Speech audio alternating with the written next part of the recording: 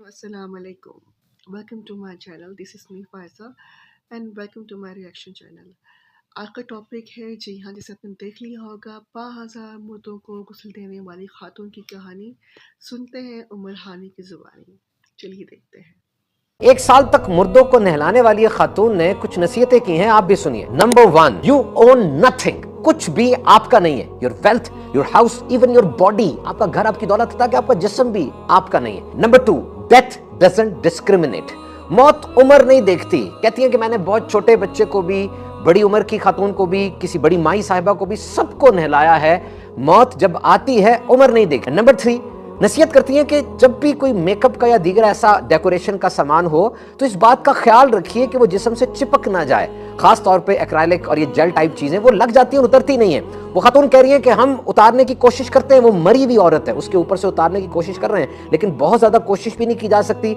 और फिर ऐसी हालत में जब उसको कब्र में डाला जा रहा है और सस्पिशन है, शक है उसकी प्योरिफिकेशन के ऊपर, ये तो अच्छी बात नहीं है। और फिर कहा कि कब्र वो पहली जगह ना हो जहां आपको पूरी तरह ढांप कर भेजा जा रहा है, बल्कि दुनिया में रहते हुए अपनी ड्रेसिंग और अपने कपड़ों के मामलात में हदायत को फॉलो जरूर कीजिएगा। याद रखिए, इंसान की एक इंस्टिंक्ट है कि जब भी उसको धक्का लगता है, जब भी उसे कोई तकलीफ पहुंचती है, उसके मुंह से वही अल्फाज निकलते हैं जिसकी जबान को आदत पड़ी होती है। जैसे आप बाजार में जा रहे हो, बाइक पर हैं, आपके पांव के ऊपर कोई गाड़ी का टायर आ जाए या कोई एकदम लग जाए, अचानक मुंह से क्या निकलता है? अक्सर औकात गालियां या बुरे अल्फाज, क्योंकि जबान को उन अल्फाज की आदत पड़ी होती है। डॉक्टर्स अपनी मेमोरी शेयर करते हैं कि बाज अफराद ऐसे हैं जो मरते वक्त कहते हैं नाच दिखाओ, रीडर्स डाइजेस्ट पढ़ाओ, इस तरीके से अखबार मांगते हैं, क्योंकि सारी जिंदगी यही जबान पर रहा।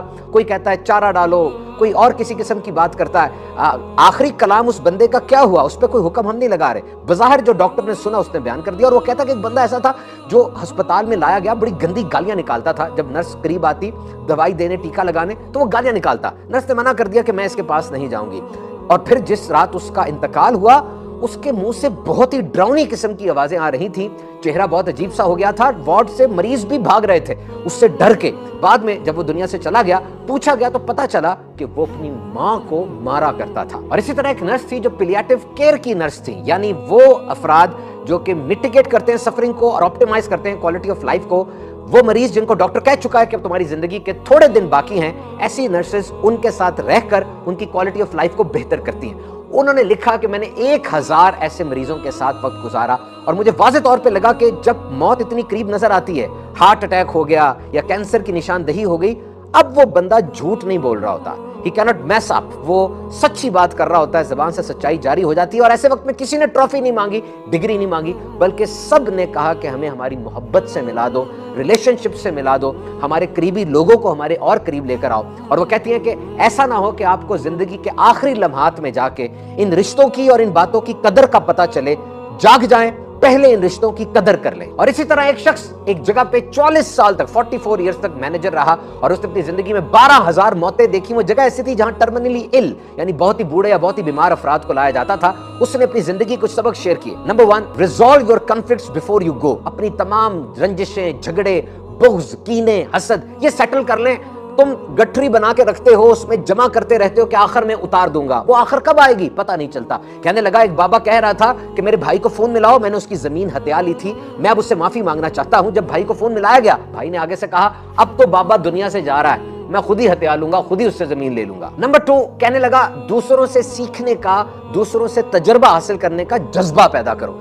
ये कहना कि मैं सब कुछ कर सकता हूं या मैं सब कुछ कर लूंगा, ये फील एम्पावरिंग, इसमें एक लगता तो है कि मैं बड़ा बंदा हूं, बड़ा कुछ हूं, लेकिन सीखने की राहें खत्म हो जाती हैं, कुछ नया अंदर नहीं आ रहा होता। अगर चाहते हो नया इनपुट, दूसरों से सीखने का जज्बा पैदा करो। Number next, feel happiness in small things. छोटी छोटी चीजों से खुश होना सीखो।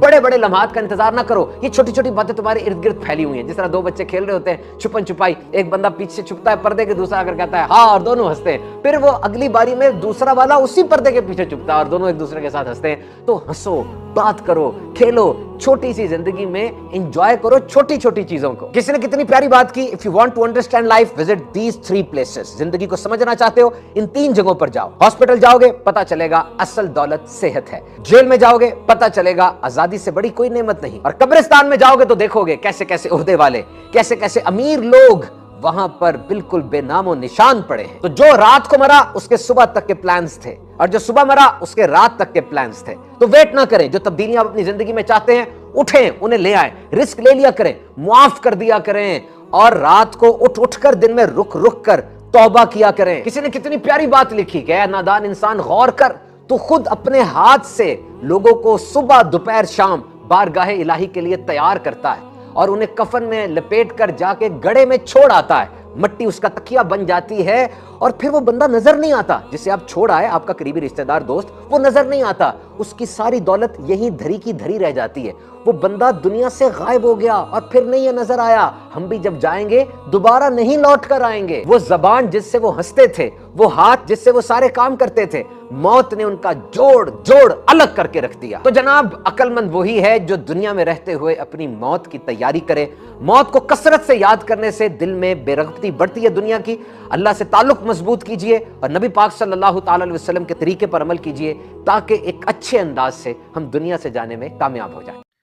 امید کرتی ہوں آپ کو آج کی ویڈیو اچھی لگی ہوگی، اور میری یہی دعا ہے کہ اللہ تعالیٰ ہماری جو ہے آخرت جو ہے نا ہماری، وہ ہماری بالکل درست ہو، اور ہمیں آخر وقت میں کلمہ نصیب ہو اور ہم اپنی آخرت کو سدھار سکیں، کیونکہ سب کچھ نہیں لے جانا ہے، کچھ بھی کام نہیں آنا. اور بس اپنا استغفار کریں، نماز پہ فوکس کریں، اپنی نماز کو درست کریں. بس یہی زندگی کا مقصد ہے. یہ دنیا آپ کی ٹیسٹنگ پلیس ہے، ریسٹنگ پلیس نہیں ہے. امید کرتی ہوں آپ کو میری ویڈیو آگے اچھی لگی ہوگی. ٹل دین اللہ حافظ.